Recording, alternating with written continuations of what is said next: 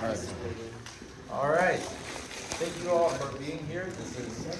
I'm almost certain this is the biggest group that we've ever had here for this, so very exciting.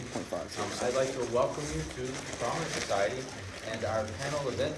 So today we're going to have the opportunity to hear from our panelists about a question which is unfortunately pressing.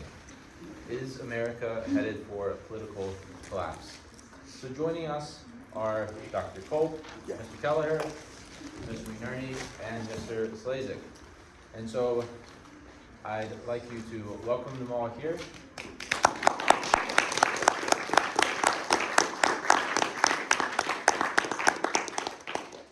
So polarization is increasing throughout the country.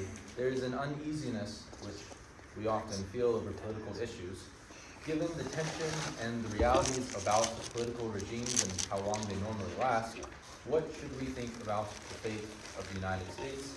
Are we headed for a collapse? And either way, what should we do? These are the questions that we are aiming to talk about and converse, and hopefully we'll have a productive dialogue. As far as the way that we're going to go about things for today, so we're going to start by having each of our panelists give a brief overview of sort of their general position on this foundational question, but then we're going to have two main segments. And in one, we're going to talk about sort of historical and institutional kind of perspectives on this question of collapse. And that will be Dr. Culp and Mr. Kelleher who give their positions, and then we'll just have a conversation about those things as they come up. And then we'll have a second section where we're going to look at some cultural and social topics related to the issue of collapse. And that'll be Mr. McNerney and Mr. Slazyk who will give us their positions, and then we will converse. Then after that, I want to have everyone on the panel talk a little bit about how then shall we live, given that we either are or aren't headed toward a collapse. What can we do as citizens? How should we approach things? And then finally, we'll open it for questions. And then I'm going to sit here awkwardly in the middle to moderate. I don't think there'll be anything to moderate, hopefully, but yeah. So we'll go ahead and get started with our opening positions. We'll start on this side. There's a common term that's thrown around nowadays. It's called black pill. There's a few other ones that came before it, but it's kind of this very depressive look at that. So speak up. Yeah, that's like the first time I've ever been told to speak up. I'm already moderating. All right. Thank you. So, as sort of a self-proclaimed youth of the country, the way that I kind of look at things is probably through a very pessimistic lens, that there's a lot of wrong in the world and a lot of wrong within the country. But that is more accelerated by my hopeful demeanor that things can be better. So that kind of exemplifies the bigger problems that we face. So my position stands as there's a lot of things collapsing and things that have already collapsed, but way more of a specifically diagnose a problem with a potential fix for the problem. That's where I stand.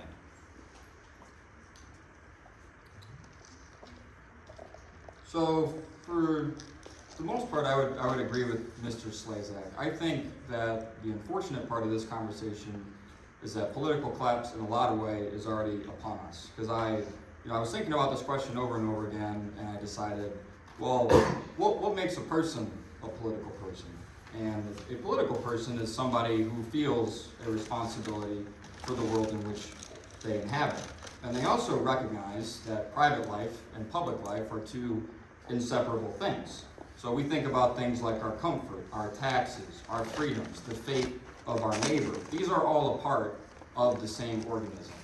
And in our modern age, and our individualization, most of which is voluntarily contributed to corporations and political proponents through ourselves, through voluntary free market actions and the way that we use the responsibility of our free will, we've actually kind of cornered ourselves into an incredibly egregious economic situation where we are incredibly overextended. We finance everything. Most people are broke. The network is negative, and we keep afflicting younger generations with these issues that we do not fixed. We don't really own anything. We don't really have anything. And we are accustomed to borrow and be catered to, and life is so much about convenience. We use our free will in order to gain things in the short term, and we want to be satisfied individually. At this point, I would actually call it somewhat of a simulation, economically and entertainment-wise. We have copies and copies and copies of versions of things that used to provide us with novelty that we have refurbished and have reinvented in a way that is satisfiable to us. And I'll talk about this a little bit later, but friction is a big word that I've been thinking about as I've gone through some of my thoughts. It's a Silicon Valley buzzword that's meant to hint at businesses that give you convenience in the quickest way possible. So buying things with one click, having your food delivered to you through DoorDash, living your life through short-term entertainment by the basis of subscriptions, bundling, all the things that you would have to exert effort otherwise to get is all at our fingertips. We live like kings, you and I, every single day, and we have access to everything, but we are spiritually vacant, and we have no proclivity to become any more politically adept or resourceful than we once were before as a country. So I think it's looking real bad. So there's a lot I think that my colleagues have said that I agree with, and I appreciate that Mr. McNerney used the term spiritual, because I would probably agree that there are some spiritual ills in contemporary society that need to be diagnosed, that are unique to this time and place. As you know, looking through things through a historical lens, I'm always weighing, are those ills, noticeably worse than social ills of the past, spiritual ills of the past? But so for me, when I entertain this question, I think my first instinct is to look at it through a more narrow lens of the political order, the political infrastructure. Is that, so rather than starting with the people, is there kind of a collapse of man as a political animal, which is an important kind of question that needs to be addressed. My first instinct is to see, is the political structure as we identify it, is that in danger of some sort of collapse or some sort of no turning back, that it would, that it no longer operates as we expect. And the more I've taught or did teach American history, the malleability and the survivability and the ways in which the Constitution embraces tension and allows for tension to work gives me some hopefulness. So there's a part of me that sees, I don't know that there's something imminent or coming, even with the kind of spiritual crises and the personal crises that we've discussed or alluded to. I think the bones of our country, the importance of the Constitution, that doesn't seem to be in danger in the immediate future. I think there are ways in which it could be, and I'll talk more about that when I go into my talk, but that the Constitution still holds, and the Constitution is built in such a way that there can be, and is supposed to be, disagreement in a weird way gives me hope. All right, now these are just opening statements, Yes, right? yes. So are we going to collapse? I would say yes and no. Yes, it's inevitable. No, not during our lifetime.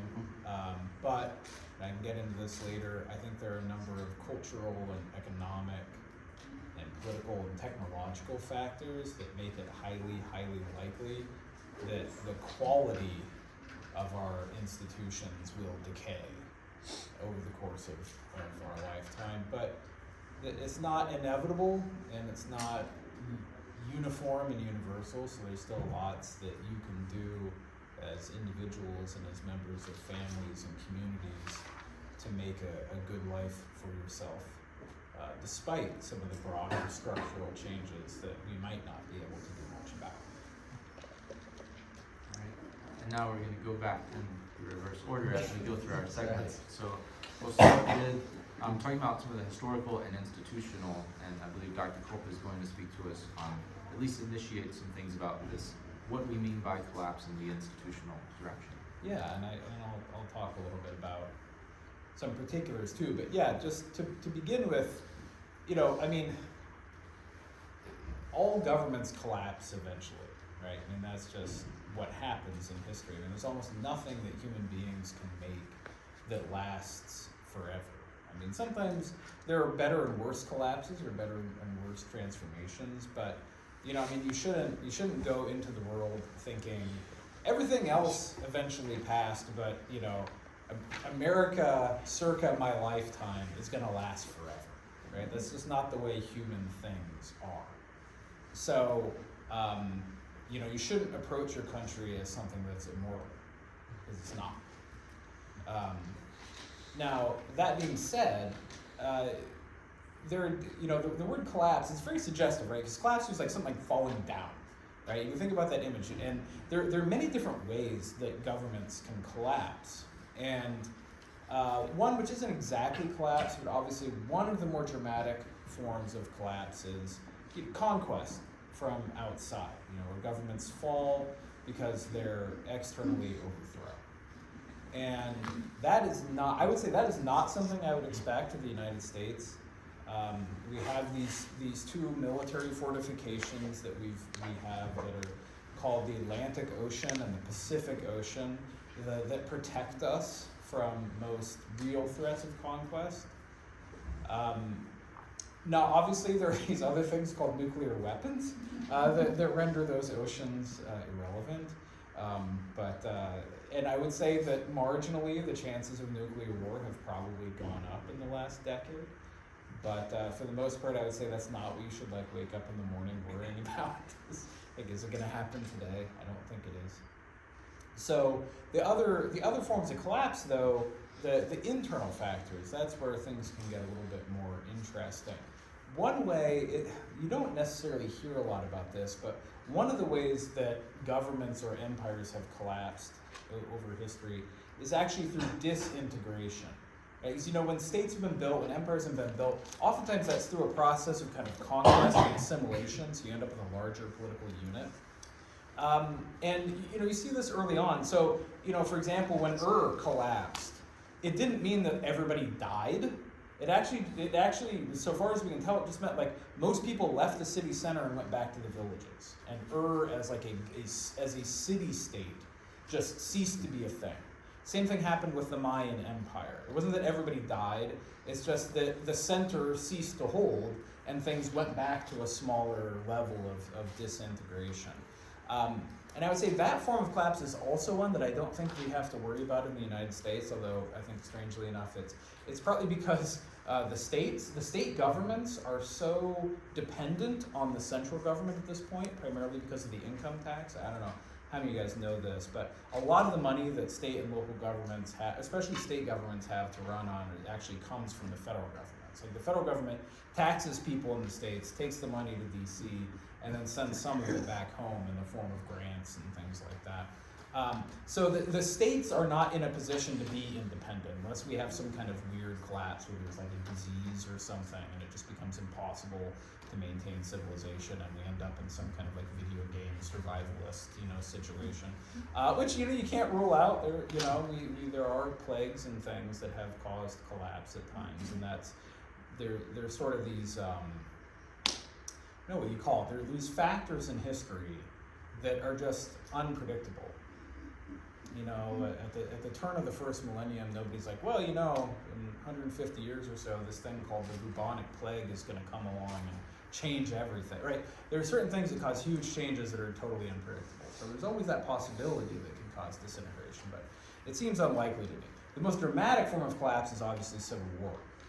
And although we do have a very polarized society, I think the idea that the United States might descend into some kind of civil war, I don't have scientific evidence to the contrary, but when I look at my country, I think we are not the kinds of people, you can have random political violence, you can have, we do have more individualized political violence, but the idea that the country would divide into groups that actually went to war against one another, for example, presupposes a degree of knowledge about how to use a firearm that the average American does not have anymore, compared to back when there was a civil war. So I really don't think any of like the standard forms of collapse that you would think about are gonna happen.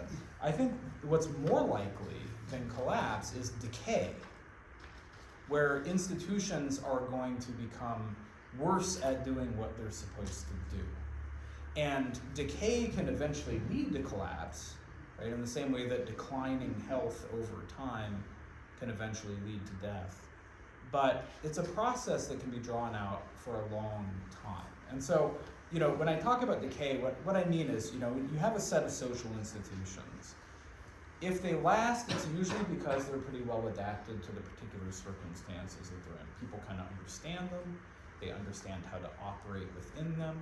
There's a general degree of consensus about what these institutions exist to achieve, right? So there's a certain degree of kind of consensus and knowledge that makes it so that social institutions can do what they're supposed to do. Like, this is a court. This is what courts were supposed to do. There are these people called judges and lawyers that know the rules that courts have to follow in order for courts to do what they're supposed to do, and we will accept that the people who are supposed to be experts in this area are experts, and we will go along with what they say. You know, I mean, this is, and you just say the same thing for Congress, any other institution, institutions of higher education. And I think one of the things that we all kind of recognize is that there is much less trust overall in institutions than there used to be in American society, say 50 years ago. And that trust can quite plausibly be traced back, at least in part, to the fact that institutions are not functioning as well as they used to. There's a lot more doubt, for example, about the quality of a college diploma. Does this actually signify knowledge and competence? Does a high school diploma signify knowledge and competence? Does a law degree signify somebody who's concerned about justice? Does a public health degree signify somebody who cares about public health, right? You have all these ways in which our institutions exist in a greater atmosphere of distrust at the same time that they are more exposed to public critique than they ever have been before because of electronic media and social media. And so you end up with a kind of negative feedback loop where people are suspicious of the functioning of institutions. This could be partly because of poor outcomes, but then the discourse, you know, the social media discourse around those institutions then heightens that distrust, and you end up with a kind of self-fulfilling prophecy of distrust, poor performance, leading to more distrust, leading to poor performance. So, and you know, this is something that's existed many times in the past, and you know, one of the standard examples I think of something like this would be like France before the French Revolution. There was almost nobody in France prior to the French Revolution who looked at the system of government in France and thought, this is functioning great. Almost everybody, whether it's in the royal, you know, tied to the crown, tied to the nobility, the gentry, didn't matter. Almost every level of French society thought, the things are not working right here. But because the system had so much inertia, there was really no way to change it. It just kept getting worse and worse. Because everybody kind of recognized, on the whole, this is really bad, but there's nothing I can do about it that wouldn't make me worse off. So I'm just gonna go along with it, try to hold on to my piece of the pie, and hope for the best. And, you know, that worked for a few decades until it descended into a bloody revolution. So there can be cycles of decay that you can't get out of. And that's something that's happened to governments throughout time. If I were to look to a historical analog, I would say that's the situation that the United States is finding itself in. And this is going to be put on steroids, I think, by a few other factors that no civilization has had to deal with before. Not only do you have the way that social media changes public perception, but in the future you've got, I would say, at least three things beyond that are going to scramble politics as we know it. AI is one of them, right? There's a big difference between horses being replaced by cars and brains being replaced by computers, right? So it's going to be a little bit harder to figure out what the exit strategy is for people who are displaced by AI. Alongside that, you also have the rapid rise of genetic engineering capacities, so that we're going to be able to, human nature is going to become plastic in a way that it never has been before. And the fact that differences in wealth mean that there's differential access to this and the fact that there is international competition over who is going to be at the forefront of this, talking China, the United States, means that process is going to accelerate whether we like it or not. And then, of course, the third one is this is going to go hand in hand with, at least in the advanced democracies, the collapse of the population. Because people aren't having babies enough to replace any. Is there any advanced democracy that's a replacement rate at this point? I don't think so. And that's not something you can just like pull out of, right? It's more like a whirlpool. You just get sucked down. So things are going to get rocky.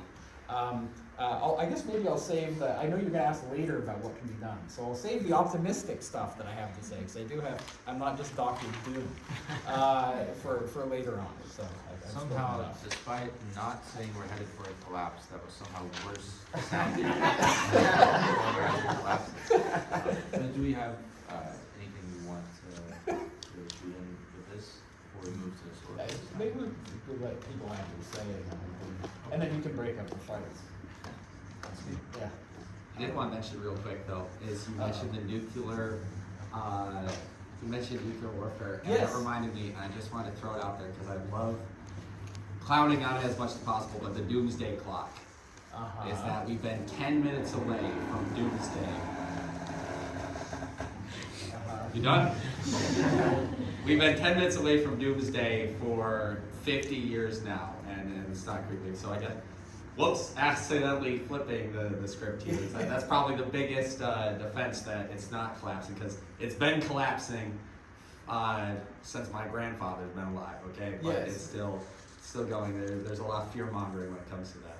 I think if you take the magic of compound interest, but you apply those equations to like probability over time, then you still hit a point where, yeah, it could be threat level midnight all the time. Always. Okay, so I guess I already alluded to this a little bit. My perspective on this is I look kind of back in history in terms of moments where there have been political collapse. And so I think about the time when we've done ancient history together, like many of my students here, to think, what did this look like for the Greeks? What did this look like in the context of Rome? And like the Greek situation is interesting to me because the Greek experiment is kind of, there's a cycle of change, but that's the norm for a couple hundred years, from the first independent city-states in 750s up until the presence of King Philip and Alexander the Great. And so it's this weird situation in which there is lots of changes in regimes. Athens goes in and out of democracy and other forms. You have oligarchies and these different forms of government springing up. But what is the constant there is to be Greek means you live in an independent city-state. And then that, there is an example of collapse that's a conquest. They get conquered by Philip and then Alexander the Great, and they never really, they may have token independence or pretend independence, but they never go back to being independent. And so that the fact that they go from being city-states that owned their governance, the Spartans with their own unique form, Athens with its democracy, that they no longer kind of have that. That's to me like a very clear example of here something changed. And it was an example of conquest. And even in the years of, after Alexander the Great, after his successors, the Romans come in, they're never able to reclaim that sense. So in my mind, I think, what would that look like in the United States? Similarly, if we think of this, just the different changes in Roman history, from the monarchy, when the tyrants are Tarquin the Proud is kicked out, and they usher in a form of republic, and this persists for a couple hundred years. And then you've got through the Civil War, or civil wars plural, towards the end of the republic, that then is undone by Augustus, the nephew of Caesar. So there again, you have a clear, maybe the second time a little less clear, because Augustus does this very effective job of pretending like he's still the first citizen and the man of the people. But there is still a sense I think similarly to the way, as Dr. Culp was saying, pre-French Revolution, everybody realizes this isn't working anymore. The early years of the empire, everybody's like, well, this is not the republic, but it does work. Like, we're at peace. We're not killing each other anymore. This is at least better. But there's still a sense this is a different form of government. This is no longer a republic. And so that, and then even the idea of the French Revolution, there's this kind of clear rupture with this is how things had operated first in the past, and the mechanism, the systems of government no longer function accordingly. And so I think in that regard, when you apply that to the American lens, what's fascinating me about American history is the ways in which, with the exception of one very particularly dark moment, 4 years of our history, this thing called our Constitution has survived lots of threats and lots of big men. I think of Andrew Jackson in the Indian Removal Act, and it's declared unconstitutional. And he's like, well, what are you guys going to do about it? And there's the nullification crises, and yet in light of all of that, this thing called the Constitution persists, and there's a trust in it, and that a trust, although a growing distrust up until we get to the Civil War. And so in me, it's not necessarily an analog, but there is, in terms of what collapse looks like in America, that is the only instance we have of this, so the most clear instance we have of this, where you have people who have so distrusted the system, they think the election of a duly elected individual was potentially a violation of their rights, and so you have the state secede, and then this war that's fought both to preserve the Union and to eventually to end slavery. What does that mean then today? What would there be any kind of, is there a concrete way of which this is going to be played out? And I think that's where I am less inclined to think, at least there's a collapse within the system. I like what Dr. Culp is saying, that there is this kind of institutional distrust that's happening, or the problematic institutional challenges. I think for example, even the complaints that you might have about like a strong presidential figure. One might hear complaints about President Trump, but a lot of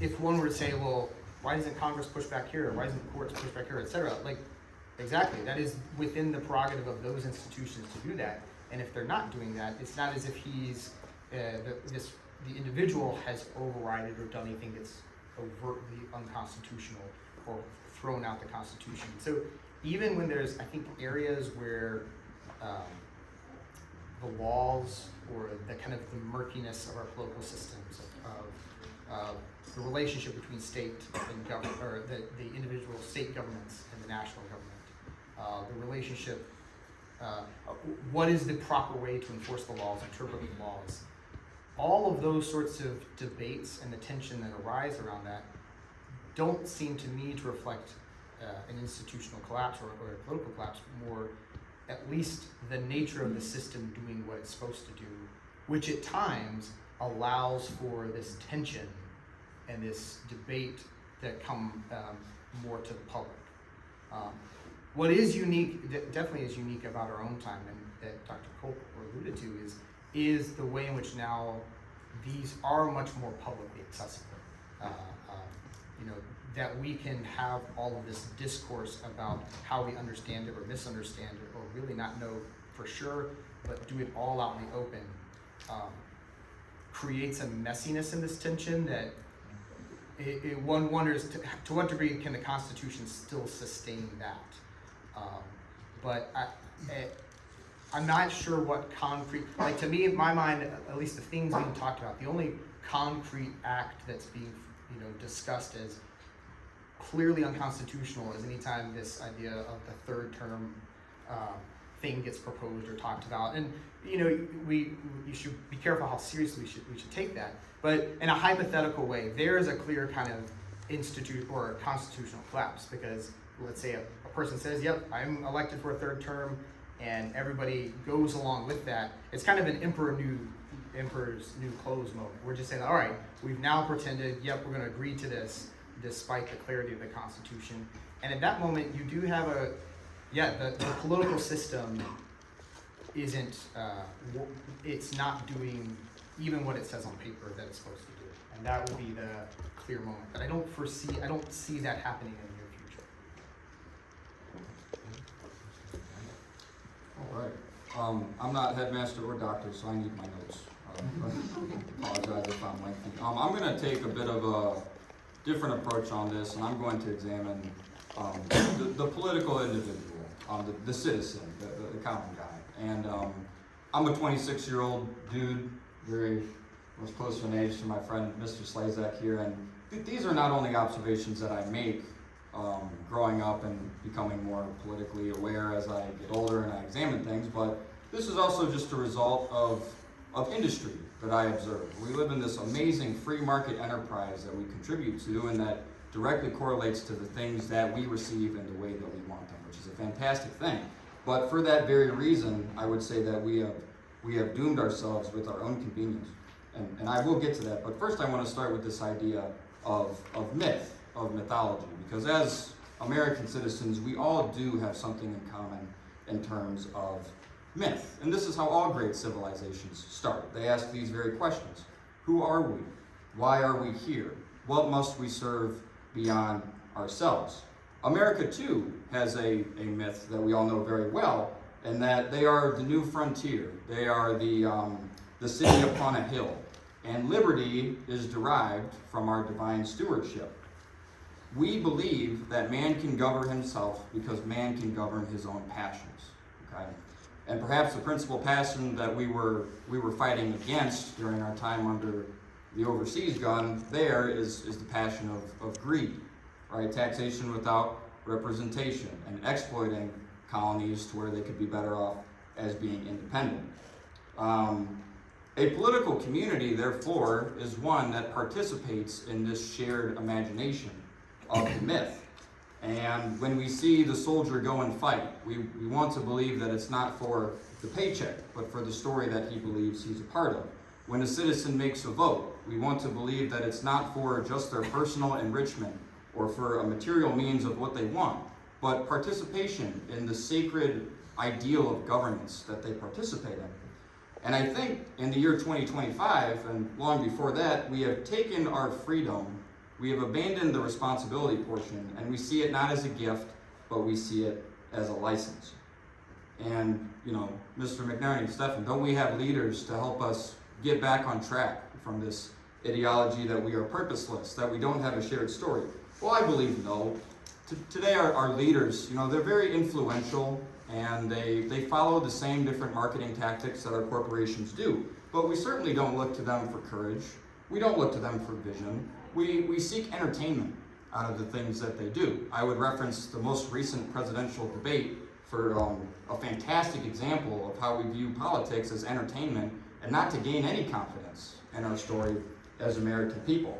Michael mentioned the changes in the democratic atmosphere like ancient Greece, and it's potential that changes over time in your democracy do pose this threat.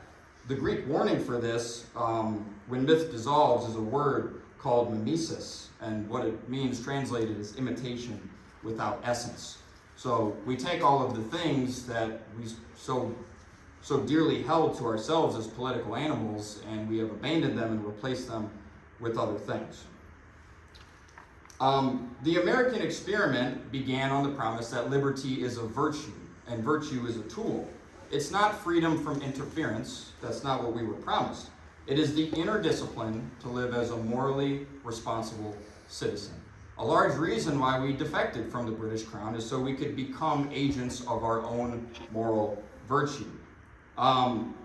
Tocqueville, he makes a warning in regard to democracy that suggests that the danger is always inclined to a sort of soft despotism, where citizens enclose themselves in their own solitude and they leave governance to a more managerial class than one that is meant to represent their political interests.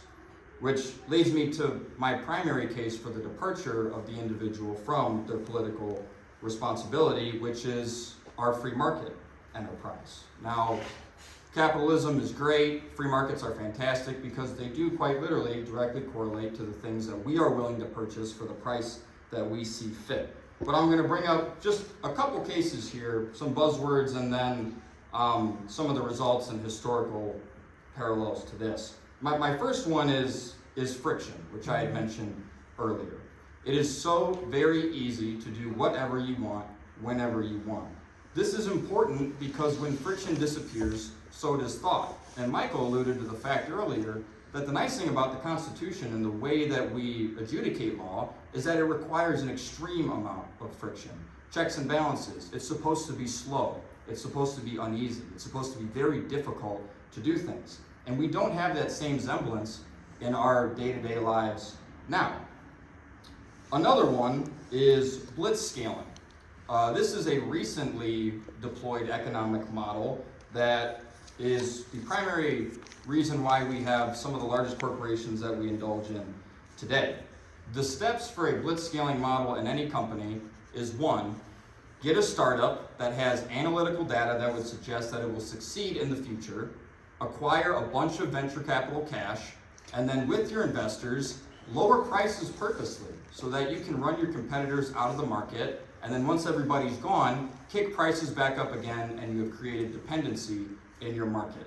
These are companies like Amazon, Uber, DoorDash, TikTok, Instagram, Facebook. Most of the ones that you kids and adults use today are ones that had operated at a loss with extreme backing for more than a decade, most of the time, and then turned a profit in the recent future, and now have a stranglehold on their consumer base.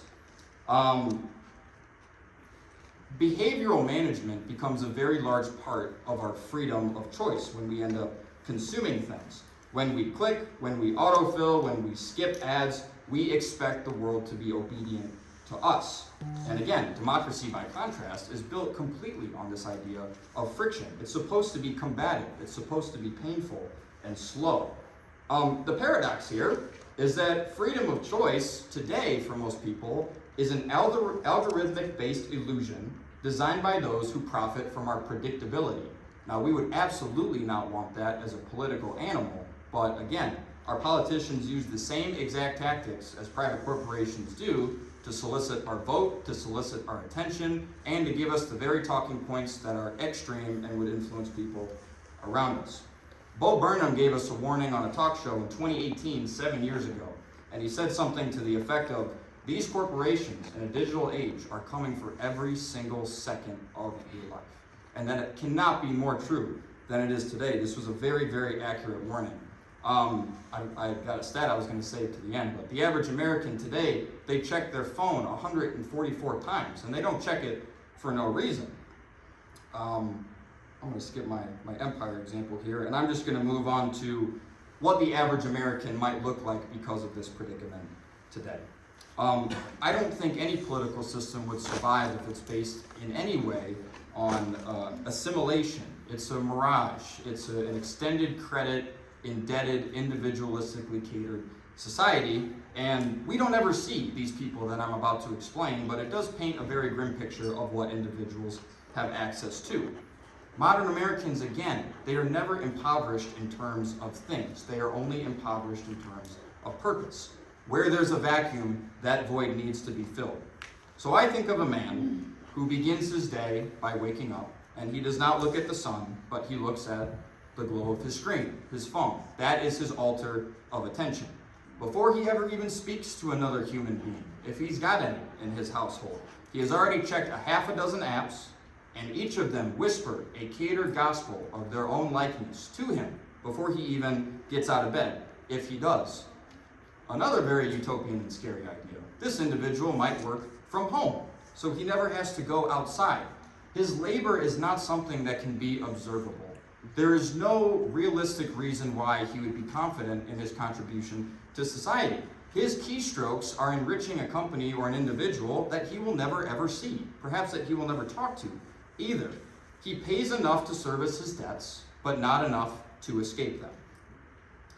At noon or 1 o'clock, he might order DoorDash, so he further does not have to leave his home. He can continue to work from home. He doesn't need to step outside. He doesn't need to get dressed. But to him, it seems as though his time is worth more at home than it is going to purchase food without the delivery fee or cooking it himself. In the evening, he scrolls through his marketplace of different types of fantasies that have been catered to him so far. We're talking about things like targeted ads, algorithmic entertainment, that of which you like and you agree with, because that is what your system is trained to do, things as drastic as personalized pornography, and things that really kill the spiritual aspect of us as individuals. This is intimacy, pleasure, and stimulation without any effort. This is the definition of the frictionless individual and what he is willing to indulge in. His purchases, for the most part, as is the case for most American adults, are financed through lines of credit. His leisure is purchased through subscriptions, and his self-esteem is perhaps measured in the same digital landscape. Likes, follows, impressions, and things of that nature. He doesn't own his home. He might rent. He doesn't own his car. He doesn't own his content, and he certainly does not own his attention. That has already been purchased by big corporations that keep that in front of him the entire time.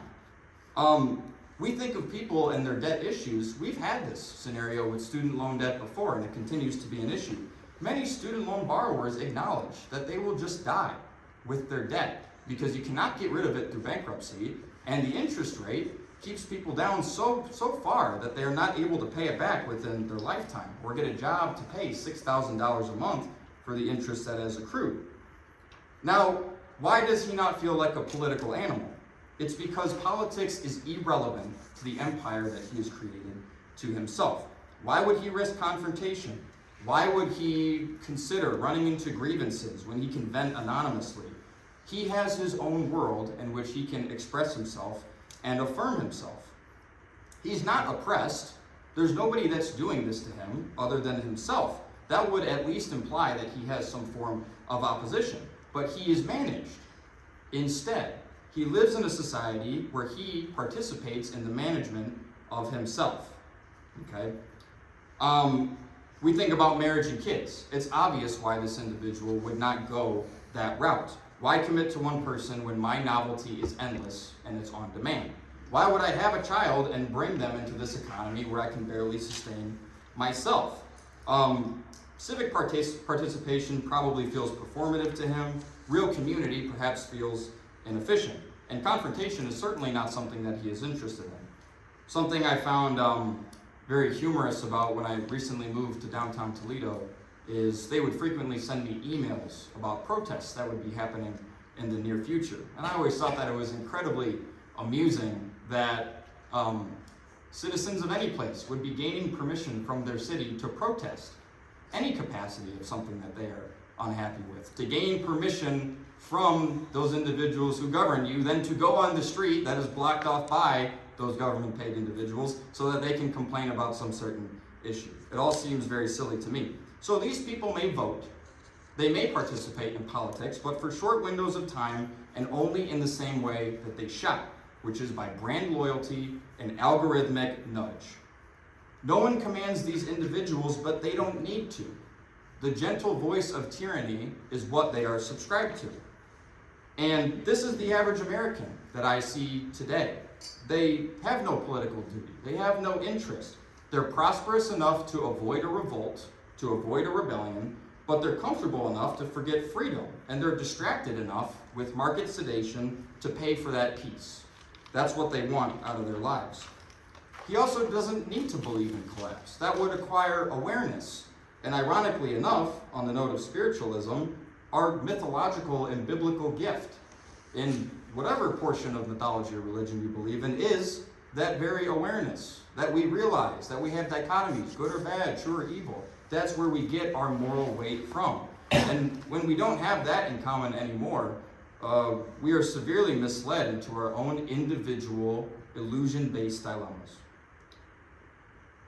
I do have a lot of critiques about our politicians as well, but I'm going to save that. Yeah, so it's looking great. And I'm going to hand it over to Mr. Slazyk just in case I get on one of my diatribes again. You mentioned in your diatribe, I like that word, the frictionless individual. And I can't help but look at someone like that, and I cannot see anything but a victim.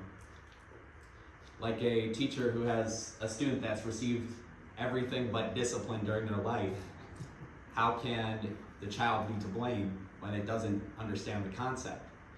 There's a whole bunch of stimuli attacking the people, and a whole bunch of institutions that, as we've established, there's a lot of distrust in.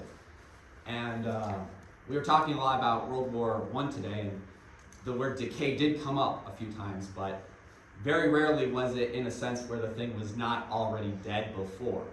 So if it is decaying, that's already a good sign that it is somewhat collapsed already.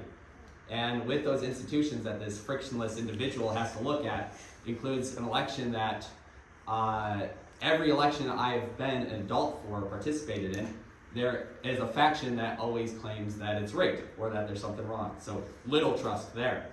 How about the patrician class, where David Rockefeller is on his 5th heart transplant, which costs about $1.6 million each. And I'm not even confident to go in to get a checkup for a cold. And I'm not the only person that's in that position. Was it 48% of Americans do not have access to any health care whatsoever? And the Constitution. I, for my entire life, have also looked at the same way Mr. Kelleher has, but as I've taught 8th grade and 11th grade, I do see that this great American experiment, well, a lot of experiments, there is some hurt to it. We just look at Prohibition, it's like, haha, funny that, you know, they changed it and then they changed back. 50,000 people died of alcohol poisoning and other tainted beverages because of little oversight by the government.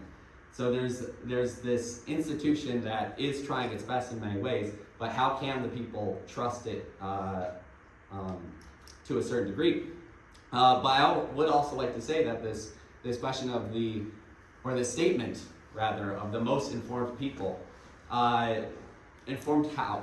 Informed where? I see a lot of people that go into echo chambers and only hear from their side very often, and the division is only increased over the past 8 weeks since an assassination occurred. And I do want to reference something historical here with the Roman Empire. I heard many years ago, and it stayed with me, Rush Limbaugh talking about the Caesars and having ceremonies to distract the people. Well, I decided to look into it. And as the Roman Empire increased in its ages, the later emperors added more lundi, or days of celebration. So towards the later end of the empire, there were more days of feast, more days of celebration, despite the fact triumphs had been gone for at least 100 years up to that point. And so what are they celebrating? Well, it's more of a distraction. And I put myself in that shoes, and I look at my phone for the one out of the 144 times during the day, and what do I see? I see DraftKings, or Hulu has live sports. So the information that is being thrown at me is like the history of a Disney hotel that's 4 hours long, and that sounds more comfortable, less friction, more frictionless. And a lot of people are in a very similar situation. So decay, yes, I do see decay. I do see decay in a lot of places, and yeah, I think that's a nice synopsis.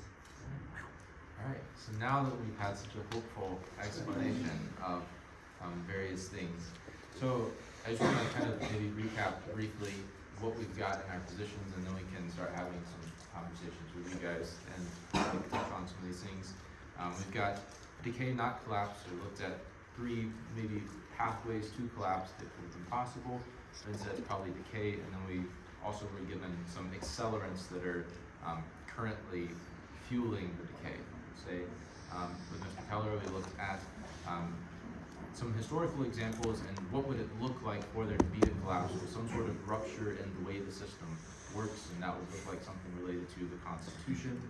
For Mr. McNerney, we had in particular the frictionless man and this loss of a unifying myth, and the individual who doesn't really participate in the society in the same way anymore and is trained for frictionless society. And then Mr. Slazyk has given us a touch of multiple different social and institutional areas that we seem to have lost trust in. So from there, if we want to expand question.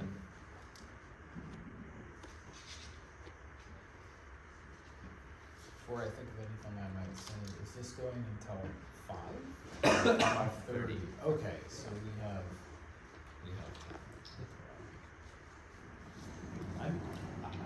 I have optimistic things to say, but maybe I should wait until we dig even deeper before I say those. Well, I think my questions are mainly moving towards already wanting to jump to the solutions. Like especially hearing some of the diagnoses, I'm curious what, especially since so much of what's been described, we acknowledge that we ourselves participate in this. You know, like and Mr. McNerney alluded to this, you know, being the frictionless individual, the frictionless man, yet being aware of the fact that you may, well, when you work at a school, you're not going to live frictionlessly. There is going to be friction. Just when you go to school, there is going to be friction. Hopefully. So, but the ways in which we do participate in this frictionless society, and so I think that's maybe where I kind of want to dig in there to just try to understand what is my place in this, and I think I mean, we've been thinking about the generational differences of this panel. I'm curious to see like when kind of this feeling, like there is some differences, but it's not so big that I kind of have felt, you know, here I'm at a stage where I'm married, I have a family, a whole passel of children, I am a proud homeowner. We've lived very modestly, and while I recognize, you know, I made life choices that wasn't going to lead to the wealthiest lifestyle, I still am able to kind of see, but I still am able to kind of live a good life in this context. So I'm trying to maybe gauge what's happened within the last, you know, since I've kind of come to maturity and had a family, with, you know, 10, 15 years behind me, where you guys are feeling this. Yeah, I guess that's not really a question, but more just a difference of perception. Yeah, sure. Well, you know, I think the extension of credit is perhaps one of the most brutal things that we have done to our society. Our allowance to use free will to get things that we want in a quicker manner because we have access to them. I do the personal finance and the economics course here with the high schoolers, and they'll tell you it's incredibly boring, but it is actually very interesting. As early as last year, credit card companies in the United States were having parties all across the nation because they hit $1 trillion in consumer credit card debt, highest it's ever been, of course. Only in 1 year from that time, I believe it was October of last year, that number has gained another $300 billion, from 1 trillion to 1.3 trillion dollars. Student loans, they exceed 1.7 trillion dollars. The housing market is 17 trillion in debt. And, you know, I think about what it might have been back then, and I just can't help but see generations that are exponentially doomed by this very polite version of serfdom. Once you get these loans, because it is normalized, and that's because that's what everybody does, you are all of a sudden, you are trapped. And working is good, it's expected that you get a job and you contribute to society, but you are quite literally in a trap. Student loans, you cannot get rid of if you declare bankruptcy. If you do declare bankruptcy and get rid of any type of loan, your life is pretty terrible for the next couple of years, especially if you would like to finance anything. And they package up all these assets and they sell them as investments to other countries. I mean, if we want to try to get rid of the economic situation that would individualize us and not, make us inclined to follow any kind of political duty, it's too late for that, because the money needs to come from somewhere. And it's what we want, so we have gained access to it, but I think it is perhaps the worst way in which we have decided to use our divine stewardship and our free will responsibly. And I think one of the biggest issues that we have that is different for the younger generations as it was for your guys' generation is, we do like these things, and our time does get sucked up in them, I always like to imagine, the time in the Industrial Revolution when people actually started putting clocks in their households, and they could correlate what their time was as compared to an amount of money that they're making, or a thing that they're doing, or how much time they're spending with their wife or their children, or any number of ways that you can organize your personal experience in a way that is completely categorized and suggests that you are doing everything that you want with your free will. But the truth of the matter is, people with debt and people who have given their time to their own individual interest, they are never going to want to get married or have a child, and they're not going to want to have children that are I don't want to say a victim, because I don't believe they're victims. I believe they do this to themselves, but I think it's a group effort. A victim to this society that we have, where they may be inclined to take out debts, and they may be inclined to get things in the short term, as opposed to going against the grain. Most Americans are in a severe amount of debt, and it does put chains around them. For that very reason, I think that's all you really need to become a non-political animal, or even care about the country that you live in, for a lot of people. Novelty is also an issue. Sorry, I'm rambling here. But, Oswald Spengler writes a really good book called The Decline of the West. And one of his biggest warnings is in regard to the imitation of art. Art's not created in America anymore to inspire. You would only ever create it because your time is worth money, so the box office needs to make money back on the film, right? An artist needs to sell his piece to put it in a museum and continue his career. Over 80% of the top 50 films of last year were franchise editions, sequels, or remakes. Some of the greats, but there's nothing very innovative about the way that we digest things in America anymore. We like carbon copies of the things that used to provide us with novelty. And things move so quickly that we are able to grab them whenever we would like. And Dr. Culp had mentioned AI as becoming a replacement for the brain. I think in part that's true if we decide to continue to sacrifice the imagination. But the biggest threat there is we can generate the things that evoke the feelings that we enjoy as individuals. It doesn't spread out to any sort of community measure. It's really only for our own personal and individual consumption, to fabricate our own realities to keep us happy without having to put effort into a system that would pay us back in the future.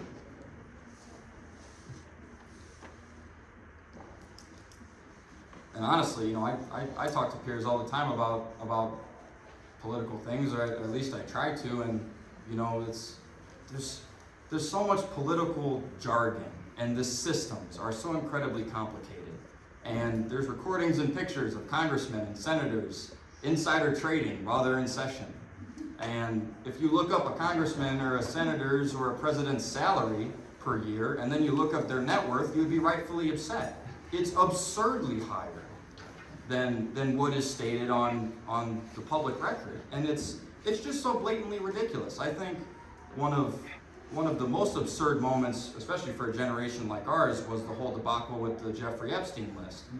And not only did they install these people who are supposed to be accountable for themselves, for the service of their people, but they let out lists with names blacked out. And then they let out another one with a couple names that are released, and then a couple more that are released.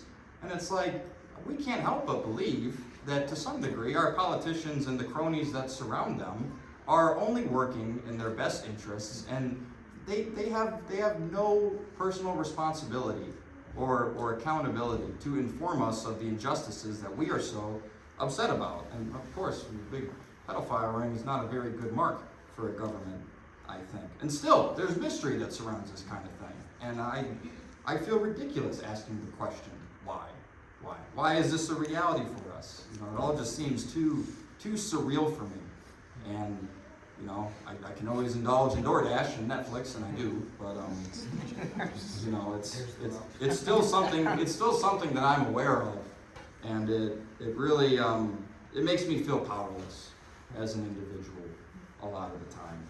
And I think that powerlessness is really effective for wealth gap increasing. I think it's effective for the influence gap increasing.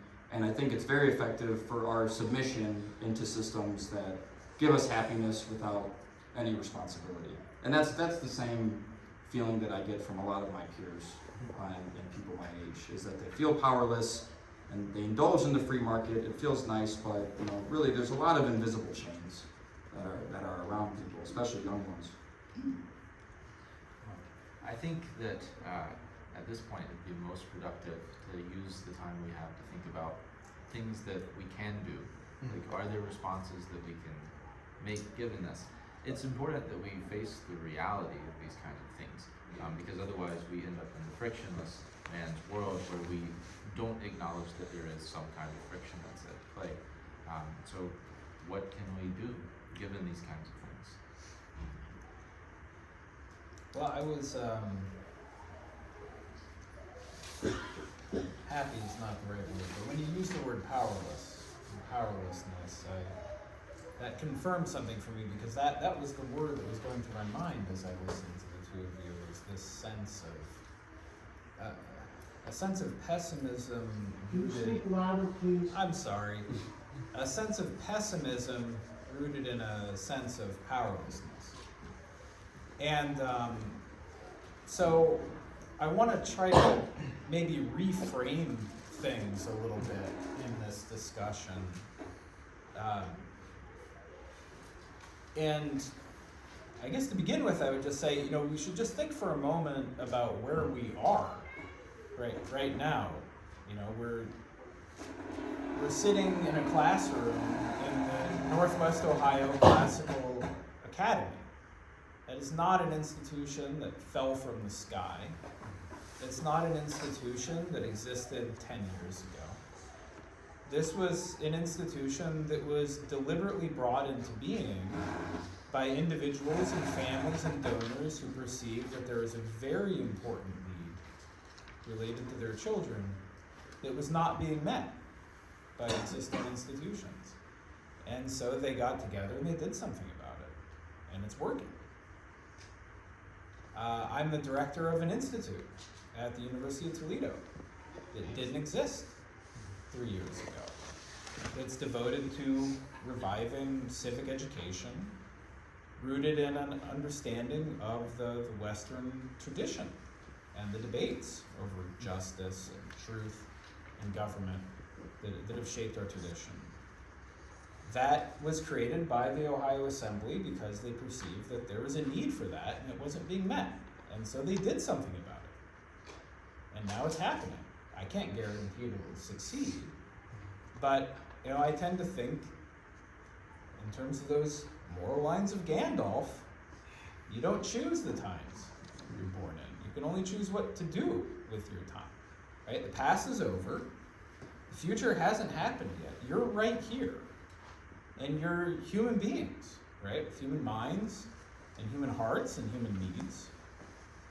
And we're made for more than what any day can offer us, what DoorDash can offer us. And that can't be taken away. I mean, it can be covered over, you know, because I understand what you're saying, that there are all these tools now. And especially the profit motive means that a lot of these tools have been structured in a way that incentivize behaviors that are bad for you. The first sign of hope is that I know almost nobody who looks at those things and says, this is great, right? People recognize that there's something wrong with it. In the same way that people recognize, hey, there isn't a school of the sort that I think my kid needs, right? Or hey, my kids are not being taught certain things in college that they should know. So then you got to take that next step, and you got to do something about it.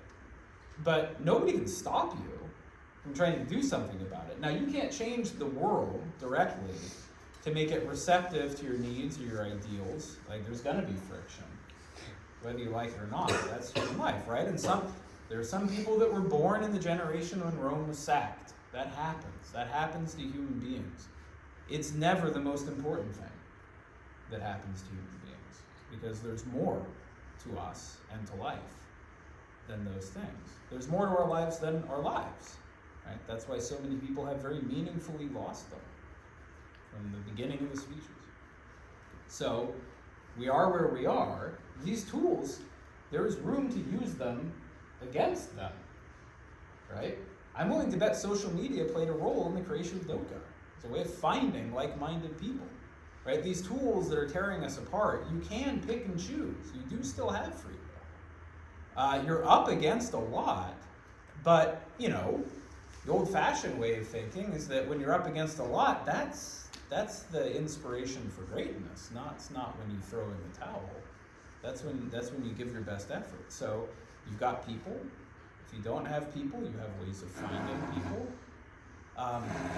The situation, I think one of the reasons why things seem so bad is because I do think society used to give people more of what they needed in order to live a meaningful life than society gives now.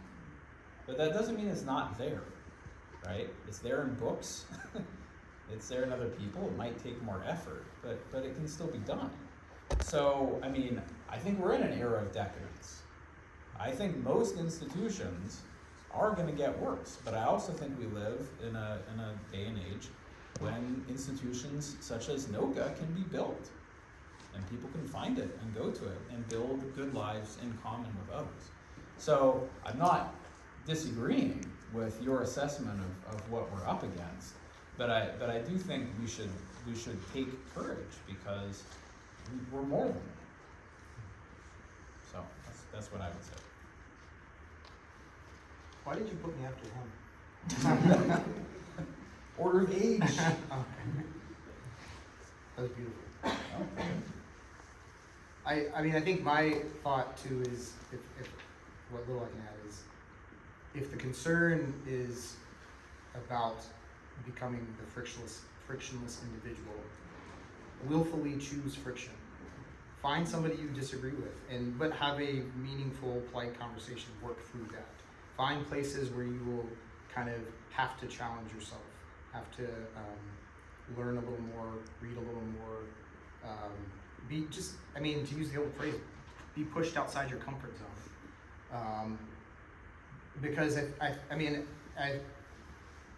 what I love about kind of NOCA as a classical school, and when I first signed on to be here years ago, and I still love being here, and I love this new role as head of school. There's three things. It's one, going back to the books, back to the great books.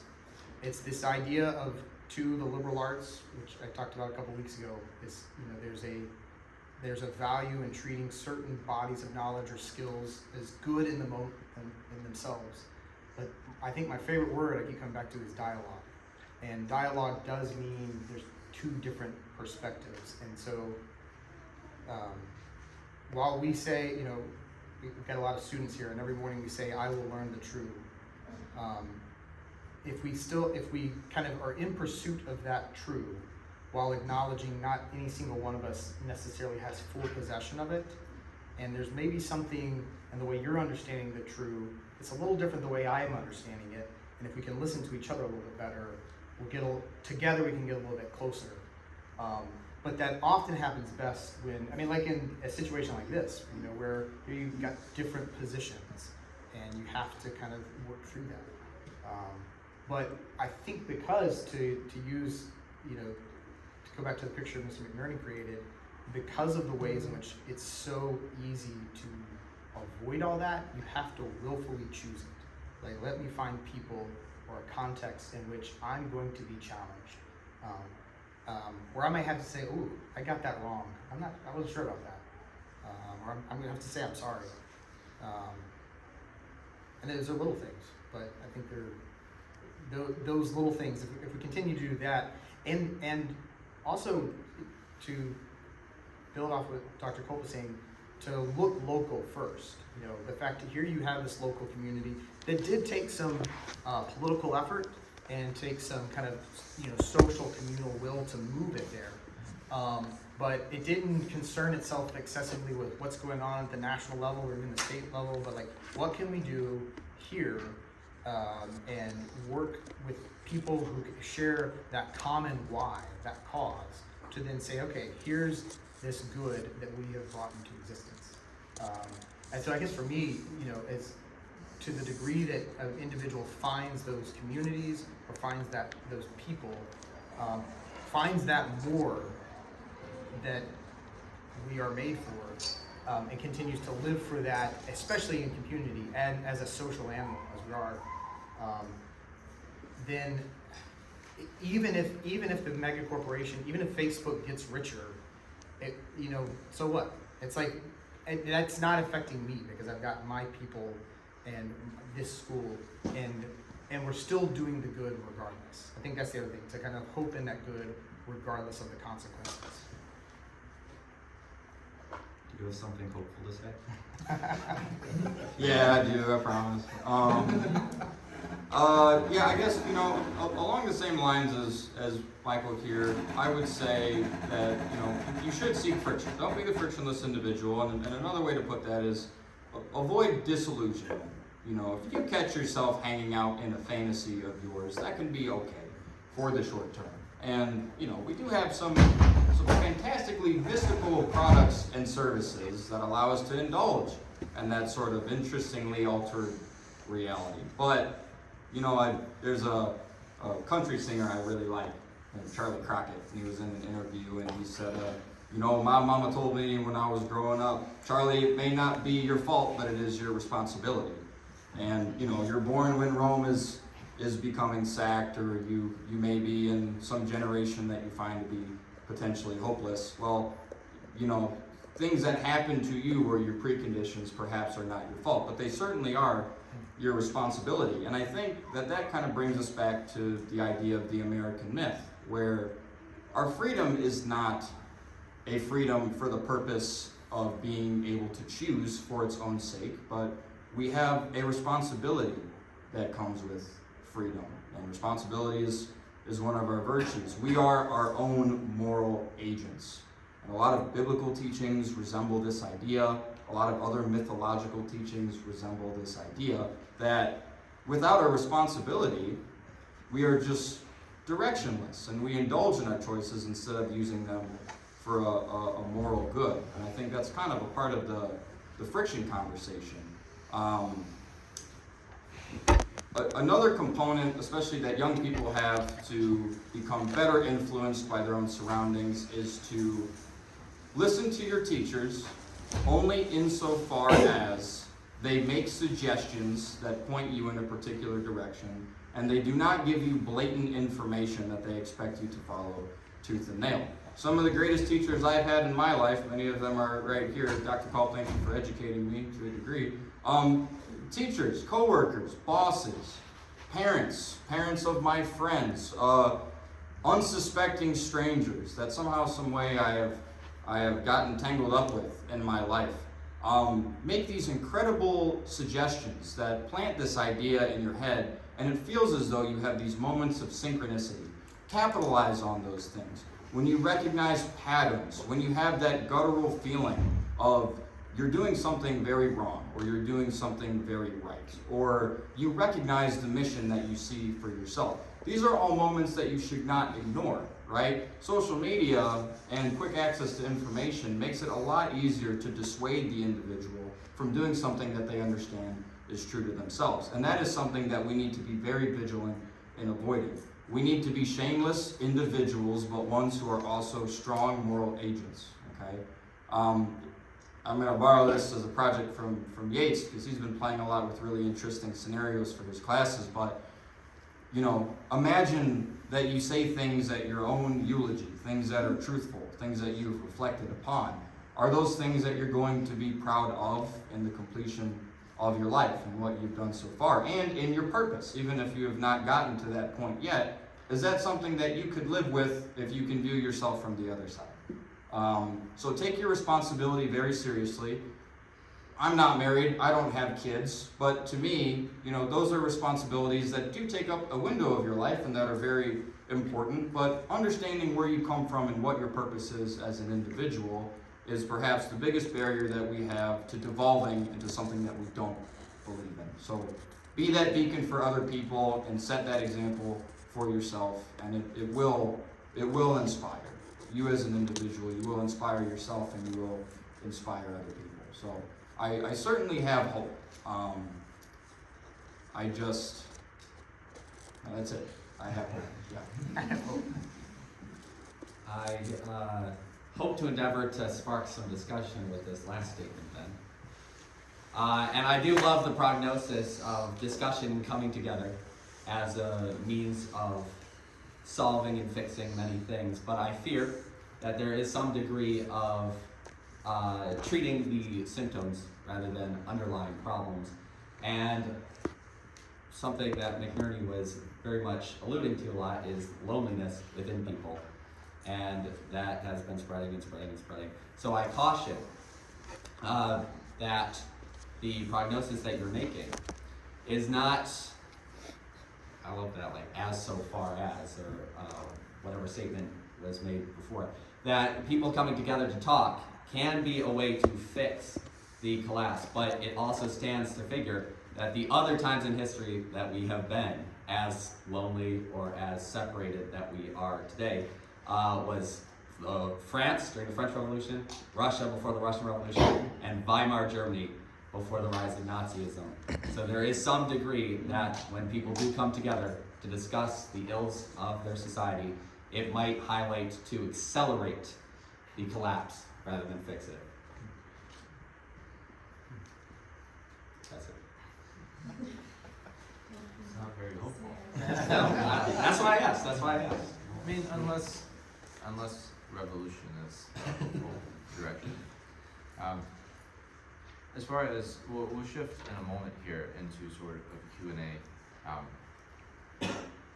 A few things that I was just thinking about as we were going through things. Dr. Culp talked about this idea that when things are stacked against you, when the odds are the worst, like that's traditionally in the epic and in the heroic sort of understanding of things, that was the time that you fought.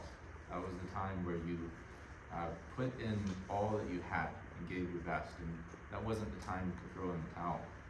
And I've been reflecting in literature with my seniors. We've been reading some poems that have a lot of tragedy and difficult themes.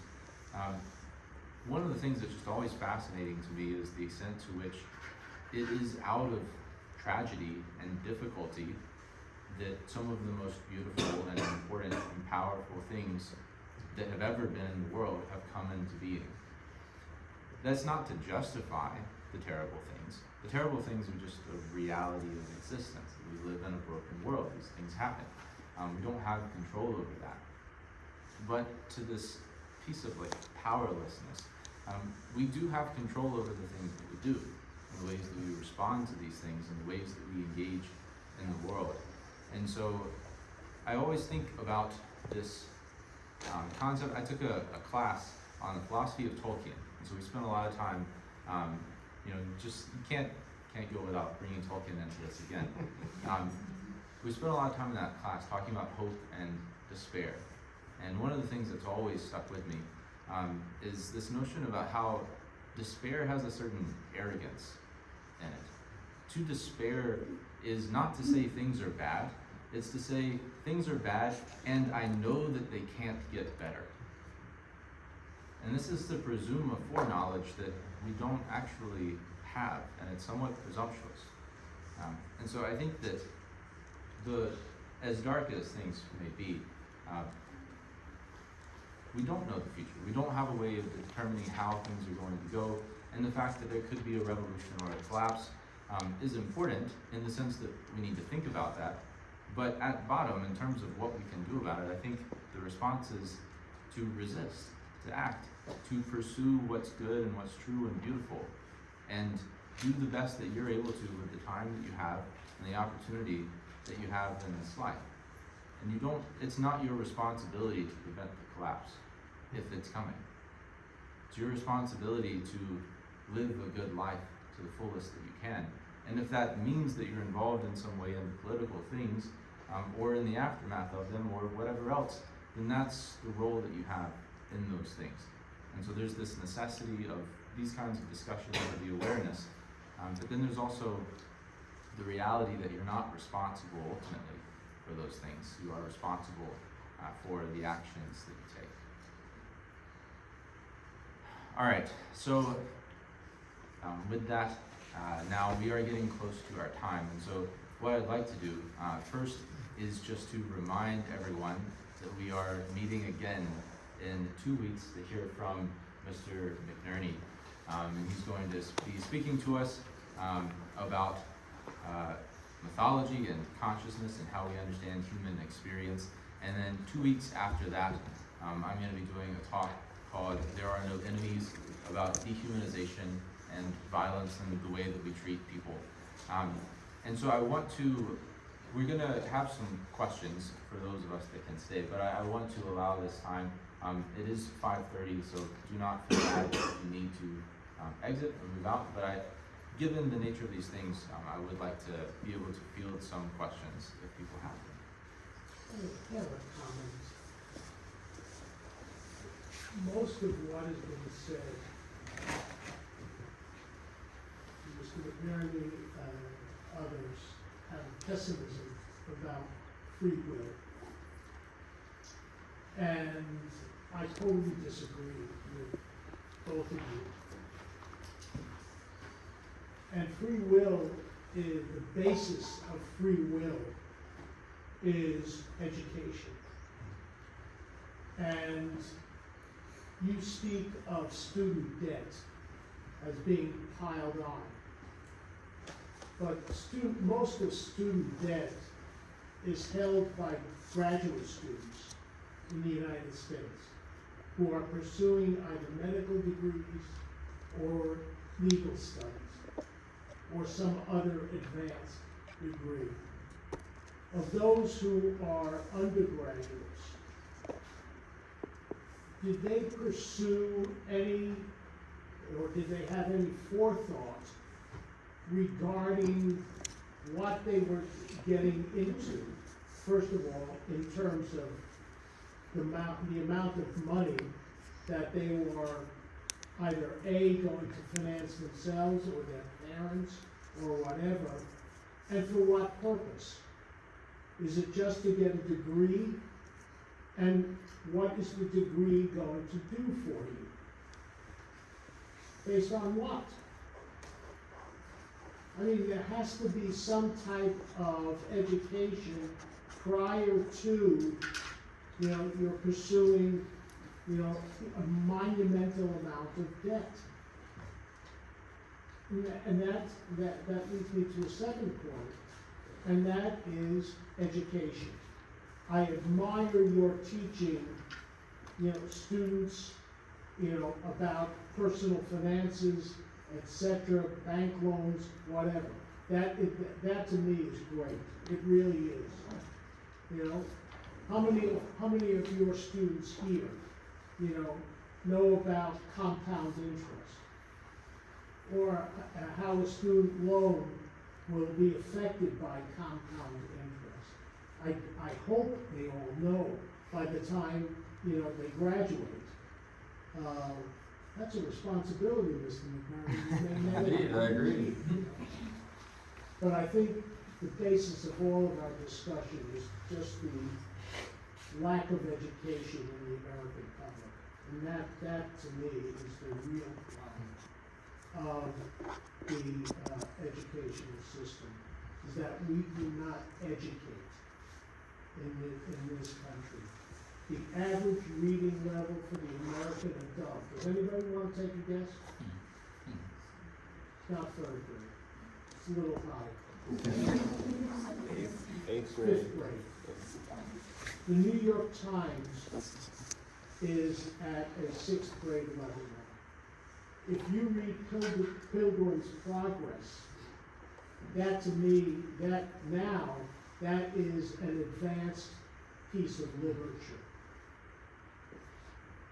Whereas before, what was the accompanying book to Pilgrim's Progress? Does anybody know? It was the Bible. Because you read Pilgrim's Progress in order to understand what the Bible was saying. And this is the crime of the American Republic, the lack of education. And with that, I'll shut up. Thank you. Thank you, yeah. Well, you guys are downers, I gotta say. You really are. I'm gonna try to give you a little bit different perspective. But you've done a really nice job.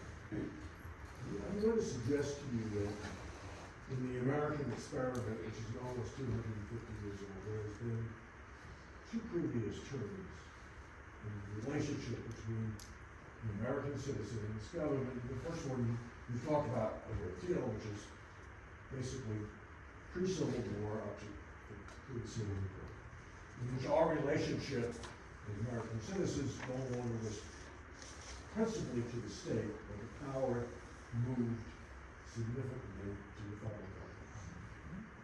The second time this happened, was a major term, was really 1929 through 1935, in the Depression, in which the federal government, which had become the primary determinant as to how government operated, it became extraordinarily larger. Hence your comment about debt. These seem to happen about every 80 or 90 years, and I would submit to you, I don't know how this is going to turn out, but we are in our finish. And when it's finished, there will probably be several things that are going to happen. Number one, we go back to a merit society. We walked away from that, and all of you have talked about in different ways individual responsibility. It's going to become paramount. And power, to some extent, from the American citizen's standpoint, is going to move from the federal government to the state government. I don't know exactly how that's going to work. I'm not sure it's going to happen, but I think that really is where we're going. And so it looks dark. I don't have any answers for your social and cultural comments. Because I think those are two separate items. But I do believe we are in a turn. I don't know where it's going to end. But I'm reasonably hopeful that I will live long enough to see it. And that we will go forward. And that some of our problems, not all our problems, will be mitigated, not eliminated, but they will be reduced. And hopefully, institutions like NOCA will be part of the solution to the problem. That's what I have to offer. I would second that also in that some of the things that are harming society overall in terms of causing people to, not be able to read at as high a level, losing some of their self-discipline. The upside of that is that there will be increasing opportunities for those who can still do things like read Pilgrim's Progress, can focus, can work, can delay gratification. Like the premium on being able to do the things that the average person used to be able to do is going to go up because so many people, unfortunately, will lose those abilities. So going to a place like NOCA where you actually have to read that stuff and develop those skills, that will pay dividends down the line. People will notice. Like there was that Wall Street Journal, like 6 weeks ago, had an article, is Gen Z unemployable? And it was about this weird kind of combination of wanting all the trappings of a prosperous life, but not really being able to not really wanting to put in the work to get them, was mainly so that employers were having a really hard time finding genuinely reliable employees who didn't have a sense of entitlement, but did have discipline. The flip side of that is that if you've got those things, you're gonna catch people's eye, and you're gonna get ahead. So I would say that's part of the hope. You talk about return to a merit society, that's gonna be part of it, because people who have those abilities, they're gonna stand out in a way they didn't used to. I'm sorry, I saw it. Yeah, maybe I can handle it. I'm actually a little surprised you guys haven't talked about it at all, but I believe our country was formed with some sort of faith base. And when we talk about purpose, there's a lot of people that will find purpose in their faith. And I feel like our country is continuously getting more secular. Do you believe that bringing faith back into many of our lives will help the situation, or do you believe that there are maybe factions forming that are very secular, and there are factions that are forming that are very religious, and different faith religions? Yes, and I would like to point it out is that Gen Z men, specifically the younger demographic, are some of the most religious and devout group, and it is growing every year. In fact, there was 20,000 more converts in 2025 alone, and we still got many months. But they're growing rapidly, and they are getting much more politically active as well. So the young, specifically men, which is weird because back in when I was a kid, you'd see the choirs at mass, and it would be mostly women singing. Now it's almost entirely men, are getting extremely, extremely faithful as sort of a reaction to that secular nature. So yes, I do think that faith-based is where a lot of the hope comes from. So I want to make a comment. When you were talking about education and that it's only the 5th grade reading level, aren't there people that are concerned, and maybe the government is going to say, let's change the way the education department is run so that more of the public school system can become more like Milton, where we go back to the basics of education. My husband and I are an older generation, but we had to read, write, and listen. And we all knew how to read 12th grade level. And we also went to trade schools, and we didn't all go to college. Thus, having this huge debt that students have gotten for degrees that they don't need, and they cannot even do. So there's a lot of things going on right now. So my experience with seeing how the now ODEW handles literacy challenges, there's certainly the acknowledgement of the problem and the desire to address the problem is there. So in the last couple of years, and as all of my teachers can attest, there has been a Science of Reading initiative, which requires, depending on which subject you teach, anything from 6 hours to 18 to 36 hours of additional literacy training, even if you teach upper school band. So that across the board, everybody from our K teacher to the 12th teacher understands what are the, how does a student learn how to read? And coupled with that, a push for more phonics-based programs, which is, so this is a catch-22. So on one hand, it's very exciting to see, okay, that, the state of Ohio would recognize here's a problem that needs to be addressed. And the state legislators address that. The flip side of it is, and this is the nature of bureaucracy, in the implementation of it, the parameters that are put on to say, well, here's the types of systems that you can use, or here's the approved methods for teaching phonics. What gives me concern about them, one, they can be somewhat restrictive, but then two, they are very much electronic based. So in other words, you're just going to rely on not all of them are, but a lot of them are, which if you're a school and you already have devices, that's the easy way to go. I would have a lot of concern about that, especially given how we've heard the way in which technology is such a, 144 times the average adult is picking up their phone. So if we at NOCA can create a sanctuary where as much as possible we keep students away from screens. There's times we have to do it, but we can avoid that, and that every school would strive for that. Then I would have more hope that the OD has both identified the problem and has a good sense of some potential solutions. I think they've got the first one, but the second one, I think there's still, it's the problem of bureaucracy. Well, it's sort of like there's never been a time when Americans have increasingly grown more obese than when there was more concern with diet and like health science. In the same way, it seems like the rise of education science itself has coincided with the forgetting of how to teach. I mean, I don't think there's any mystery in how to teach the basic skills.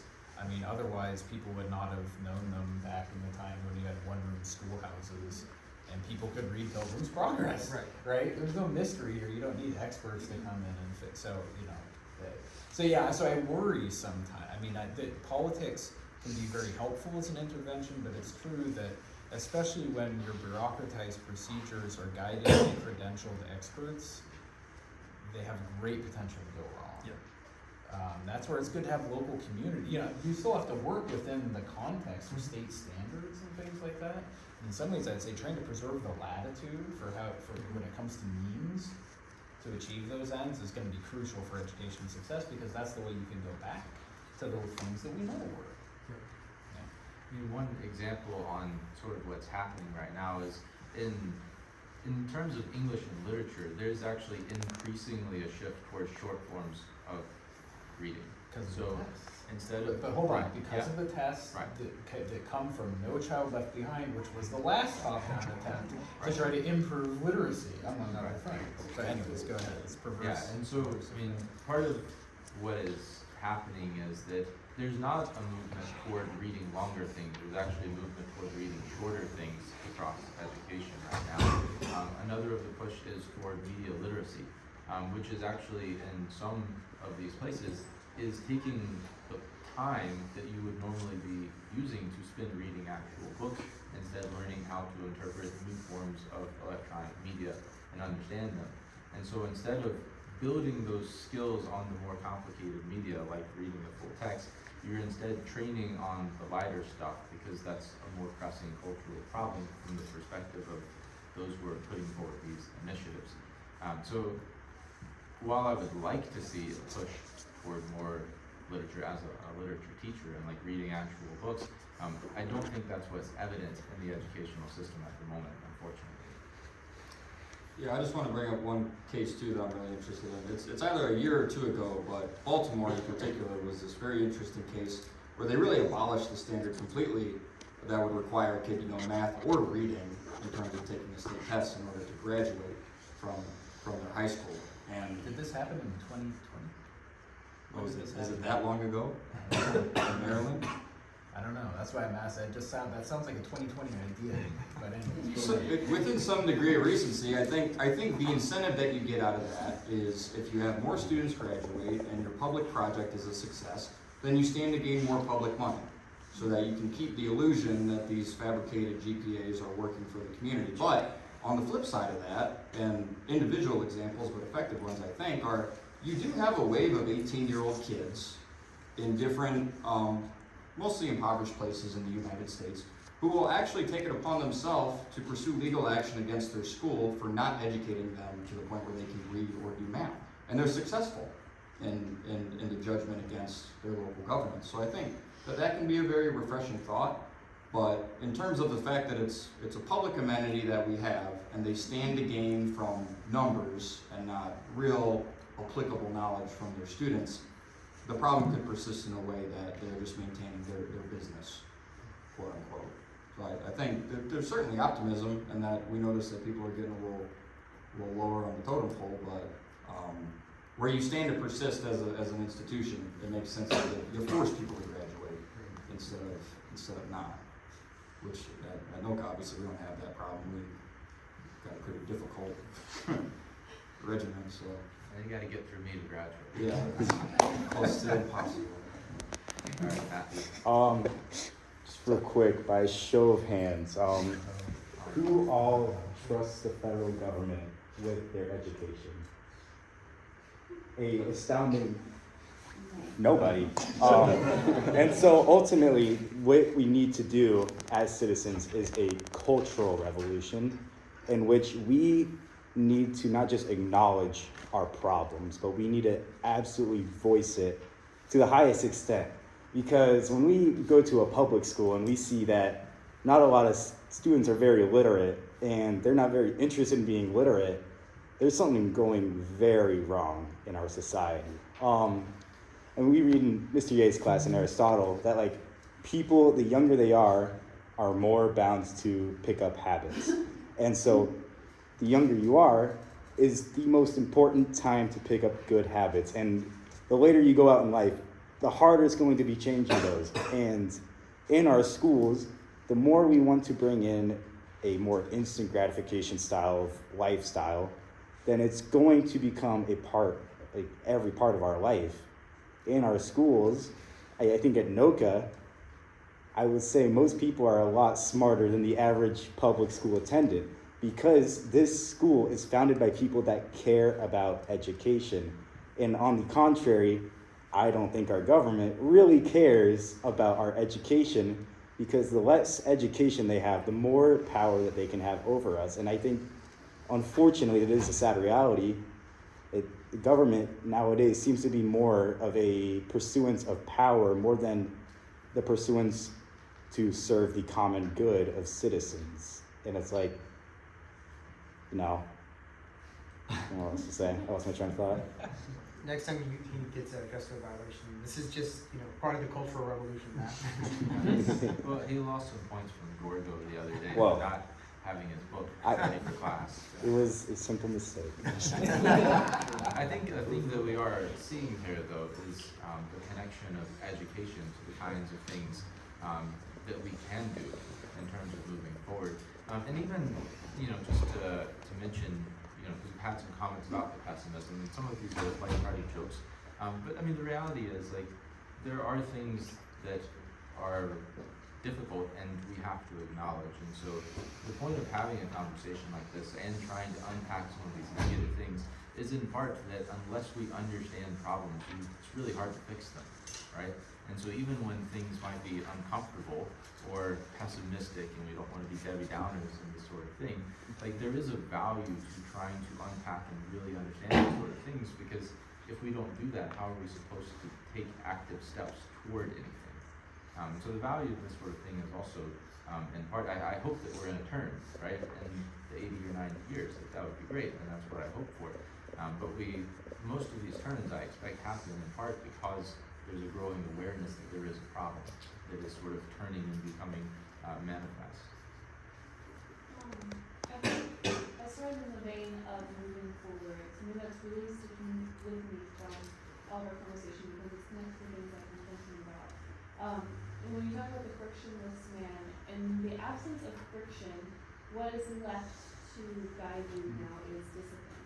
So more than ever before, your discipline has to be exceedingly strong to accomplish any goals to be fighting against things that are intentionally designed to manipulate you into following a certain path. It's not that it's impossible, it's not that it's not our responsibility to do, but it is unbelievably challenging. And so I feel like, as far as even in the education standpoint, one of the biggest skills we should be developing with all these things is the ability to have self-discipline. And I really appreciate the idea of seeking out, I think Mr. Kelleher said, seeking out friction, seeking out discomfort. It's something I've thought about in my own life. Actively seek out times where you have to deal with a challenge, discomfort, frustration, because that means that you're learning and growing from it. And it rebuilds your tolerance to feeling those that kind of friction and discomfort, and not just coping with it by escaping it, which is one of the easiest things you can do in this time. And I think especially for our kids that are in such a sensitive time of development, and like you said, Matthew, building their habits easier more than ever now. It is so imperative to highlight those two things, to be a person that can resist at an individual level against the cultural shift, the political shift, and all these things. And I think there is a longing for that because, with the question about spiritualism as a basis, and then the conversion hope is that we really do understate the value of metaphorical lessons that are inspired by mythology and theology and even things that are as local as the not too far off American myth and basis for what we do and why we do it. And I think that, there is a very refreshing aspect of fulfillment that comes with those very things that, is a long-term means of satisfaction for people and not a short-term one. So I'm happy to hear that you think that same vacuum is filled with discipline for the self, but that is, an inspired living discipline. Well, in this very thing, it's present, they're gonna groan. It's in the catechism that we do in my class every single day. And so we begin, and I say, gentlemen, what are you? I am a king, for I rule myself. Ladies, what are you? What does it mean to rule yourself? I am free to do good. I am not the slave of my desires. Alright, and so this very thing, I think we're also pointing to as, you guys, it's easy to snicker at it and call yourself a king, but this is relevant. This is the very thing that we've been saying is one of the only things that we can do right now. It's education and this understanding of self-rule as part of the steps that we can take to move forward. And so these aren't arbitrary things. I expect a thank you, Mr. Yates. I never expect gratitude. Omar. Okay, so I also have to use my notes. Mr. McNerney, you said that we live like kings. Would you say for your realistic dystopian person who's like frictionless and doesn't want like they don't have the strive to desire certain things? Like say when you brought up your to make a family because I don't know, they can just say we're going to the grocery store, they don't want to do that because they can just click a button to do it, or they don't want to find personal connection with anyone because they can just go on the internet and watch suggestive videos and stuff like that. Would you agree to that? With that? That's the reason that they don't desire anything. Basically I was listening to you, and then with his point about the declining population, it kind of made me think about this experiment. I don't remember what it's called or when it was, but basically they had these rats, right? And they would provide them with as much food and anything they wanted, but at some point they kind of just stopped. They had everything they needed, but at some point they stopped eating, they stopped trying to mate with each other, and then the only reason for them to even move was when their caretakers would physically put food in their mouth, and there's when they started chewing. So mouse dystopia reference in the big old 2025, yeah.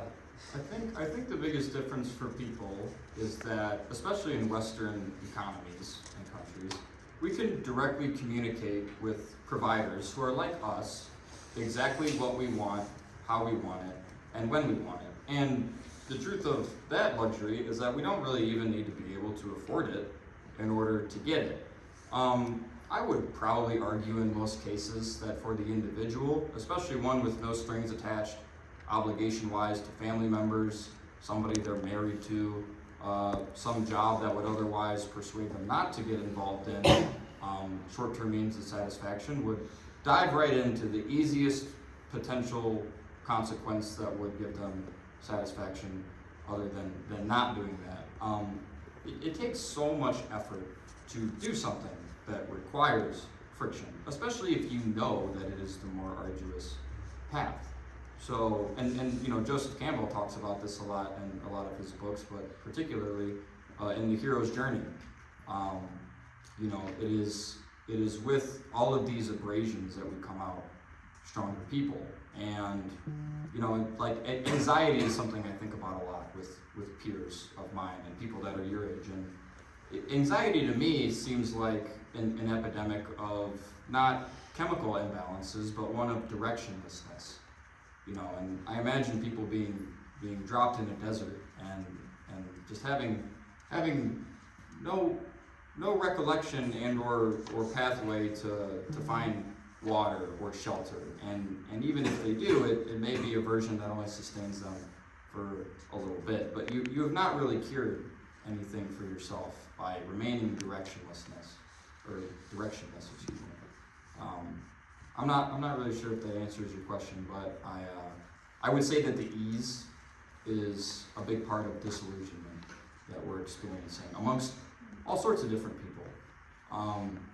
You know, re-experiencing novelty is also something that we really like to do, right? All the exciting things that we got to do as children and the reimaginations of that very thing going into adulthood. And we can produce these things so quickly, which isn't in itself a terrible thing, but it's our willingness to indulge in them that really makes us sacrifice any kind of moral aptitude that we would have should that be absent from our lives.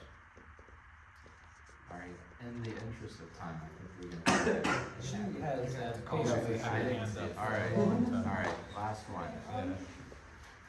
Do any of you, excuse me, do any of you think that inevitably if politics, like America's political system, if it were to, like, shut down, do you If think the that government were to Shut shut down. That's awesome. Got terrible.